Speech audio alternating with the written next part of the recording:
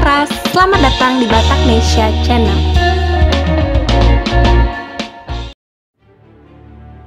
Kali ini kami akan membahas sosok pejuang kemerdekaan dan juga Menteri Luar Negeri dalam Kabinet Pemerintahan Revolusioner Republik Indonesia. Mungkin banyak warga Sumatera Utara, terutama kalangan anak muda Batak yang tidak mengenal Kolonel Simbolon. Padahal, beliau juga termasuk pejuang kemerdekaan. Kolonel Malidun Simbolon lahir di Tarutung, Taput pada tanggal 13 September 1916. Kolonel Simbolon adalah anak kedua dari 10 bersaudara, anak pasangan Bapak J. Simbolon dan Ibu N. Lumban Tobing. Ayahnya bekerja sebagai mandor perkebunan di Pearaja, Tarutung. Maludin menempuh pendidikan dasarnya di Hisyantar Narumonda, kemudian melanjutkan di CHRHIK atau Sekolah Guru di Solo dan tamat pada tahun 1938. Beliau bertemu dengan calon istrinya di Solo, dan dari pernikahan mereka dikaruniai 5 orang anak. Sebelum meletusnya Perang Dunia II, beliau sempat menjadi guru di His Solo dan di Curug Bengkulu.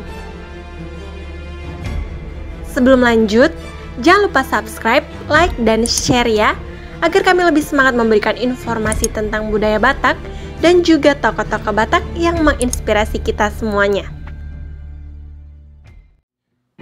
Karir militer Kolonel Simbolon. Maludin memasuki pendidikan Guyun di masa penjajahan Jepang.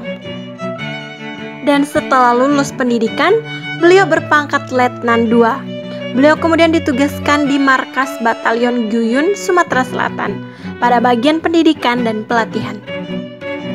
Segera setelah proklamasi kemerdekaan Republik Indonesia, dibentuklah Tentara Keamanan Rakyat atau TKR dan diangkat menjadi Komandan Divisi Palembang Ulu dengan pangkat kolonel.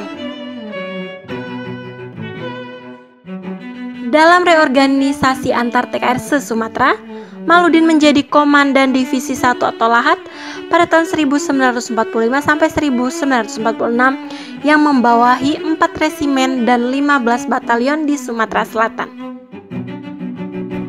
Saat TKR dikembangkan menjadi Tentara Republik Indonesia atau TRI, Maludin menjadi Komandan Divisi 8 Garuda di Sumatera Selatan yang membawahi Lampung, Bengkulu, Palembang, dan Jambi. Ketika terjadi agresi militer Belanda II di Sumatera, dibentuk Pemerintahan Darurat Republik Indonesia atau PDRI, yang mana Aka Gani menjadi gubernur militer dan Maludin Simbolon menjadi wakilnya. Pada tahun 1950, Maludin diangkat sebagai Panglima Komando Tentara Teritorium 1, Bukit Barisan atau Cikal Bakal Kodam 1 atau BB, yang dibentuk bersamaan dengan dibentuknya Provinsi Sumatera Utara yang meliputi Aceh, Tapanuli Utara, Tapanuli Selatan, Sumatera Barat, dan Sumatera Timur. Simbolon adalah perwira dari Batak Toba. Selepas pengakuan kedaulatan, beliau menjadi Panglima Teritorium 1 atau Bukit Barisan BB pertama dengan wilayah komando Sumatera Utara. Pada pertengahan 1950, kepemimpinan Simbolon mengalami gejolak akibat kesenjangan antara daerah dengan pusat. Namanya sempat mencuat tak kala melakukan praktik penyelundupan di Teluk Nibung guna membiaya pembangunan asrama militer dan kesejahteraan para prajuritnya.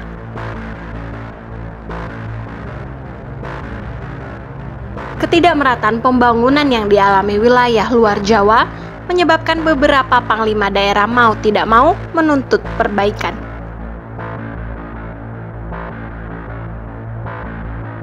Pada 16 Desember 1956, Simbolon merumuskan ikrar bersama para perwira Bukit Barisan. Ikrar itu ditandatangani oleh 48 perwira yang menempati jabatan kunci. Inti dari ikrar itu menuntut adanya otonomi daerah yang lebih luas. Simbolon semakin berani melancarkan kritiknya dengan mendeklarasi berdirinya Dewan Gajah. Pada 22 Desember 1956, beliau berbicara di depan corong RRI Medan dan mengumumkan pemutusan hubungan sementara dengan pusat. Melalui dewan yang dibentuknya, Simbolon mengambil alih pemerintahan di Teritorium I. Meski tidak mengakui pemerintahan Kabinet Ali II, Simbolon masih menyatakan setia kepada Presiden Soekarno. Beliau juga menginginkan pemulihan duit tunggal Soekarno-Hatta. Alasan Simbolon membentuk Dewan Gajah beririsan dengan kekecewaan pribadi. Simbolon gagal terpilih sebagai KSAD. Saat proses penggodokan calon KSAD, Simbolon bersanding dengan Gatot Subroto dan Zulfikri Lubis. Namun pada akhirnya, pemerintah malah memilih Abdul Haris Nasution. Kelebihan Simbolon adalah bahwa dialah yang paling senior di antara ketiga orang itu. Beliau seorang komandan lapangan yang baik sekali dalam pengalaman staf yang cukup lama dalam komando seluruh Sumatera di masa perang kemerdekaan. Ucap Ulfsun Hasen dilansir dari history.id. Drama penangkapan Kolonel Simbolon. Pagi buta, Simbolon membangunkan anak dan istrinya, memberitahu apa yang terjadi. Sebelum melarikan diri, mereka berdoa. Markas Batalion 132 pimpinan Kapten Sinta Pohan di Kampung Durian menjadi tujuan pelarian. Kolonel Maludin Simbolon lalu menyuruh padamkan semua lampu di rumahnya dan berangkat dengan membawa regu pengawal ke kediamannya menuju markas Batalion 132 pada pukul 4 pagi pada tanggal 27 Desember 1956. Tulis payung bangun dalam Kolonel Maludin Simbolon, liku-liku perjuangannya dalam pembangunan bangsa. Drama penangkapan Panglima Simbolon berakhir dengan kegagalan. Dari Kampung Durian, Simbolon meneruskan pelariannya ke Tapanuli dan membentuk basis perjuangan di sana. Simbolon bersama para panglima pembangkang lainnya kemudian bergabung dalam gerakan pemberontakan Pemerintahan Revolusioner Republik Indonesia atau PRRI dan Permesta yang kelak akan merepotkan pemerintah pusat. Singkat cerita, Maludin dan pasukan yang loyal kepadanya melanjutkan perlawanan secara bergerilya dan berkoordinasi dengan kekuatan PRRI lainnya di bawah Letkol Ahmad Hussein di Bukit Tinggi, Sumatera Barat. Selain di Medan, pemerintah pusat juga menerjunkan pasukan payung dan melakukan pendaratan pasukan dari laut di Palembang dan Padang untuk secara efektif menguasai kota-kota pusat perlawanan PRRI di Sumatera. Pada tanggal 27 Juli 1961, Maludin Simbolon bersama staf dan pasukannya Divisi Pusuk Buhit menyerahkan diri secara resmi kepada Panglima Kodam II Letkol Manaf Lubis di Balige. Dengan demikian, mengakhiri perlawanannya terhadap pemerintah pusat. Maludin Simbolon tutup usia pada tahun 2000. Ulasan yang kami sampaikan tentunya jauh dari kata lengkap.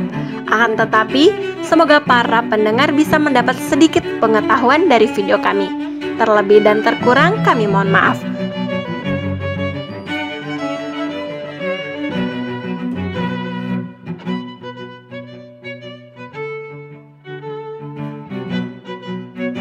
Semoga informasi yang kami sampaikan dapat memberikan kita pengetahuan. Selalu bantu kami dengan like, subscribe, dan jangan lupa komen ya dongan. Karena dukungan kalian adalah motivasi untuk kami dalam berkarya bagi bangsa Batak. Horas dan Mauliate.